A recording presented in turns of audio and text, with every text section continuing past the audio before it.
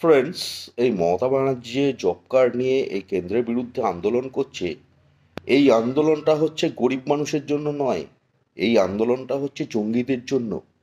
যেই সব জঙ্গিদের, এই যে শেখ শাহজাহান, তারপরে জাহাঙ্গীর, এই সব জঙ্গিদের বাংলাদেশ থেকে ঢুকিয়ে এইসব জঙ্গিদের দিয়ে লুট করিয়েছে গরিব মানুষের টাকা।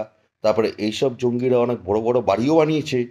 গরিব মানুষের টাকা লুট করে এইসব জঙ্গিরা বড় বড় বিল্ডিং বানিয়েছে। তৃণমূল এদের পকেট মোটা করে দিয়েছে আর এদের ভোট ব্যাংক হিসেবে ইউজ করেছে। আর গরিব মানুষের টাকা লুট করেছে তৃণমূল। তো তৃণমূল এখন এই জঙ্গিদের জন্যই আন্দোলনটা করছে। মমতা ব্যানার্জি এই জঙ্গিদের জন্যই আন্দোলনটা করছে। ঠিক আছে, মমতা ব্যানার্জি এই কেন্দ্র সরকারের থেকে টাকা নিয়ে এই জঙ্গিদের পকেট মোটা করতো আর জঙ্গিরা মানুষের উপর লুটপাট চালাতো। আর এখন ধরা পড়ে গেছে, কেন্দ্র সরকার বন্ধ করে দিয়েছে।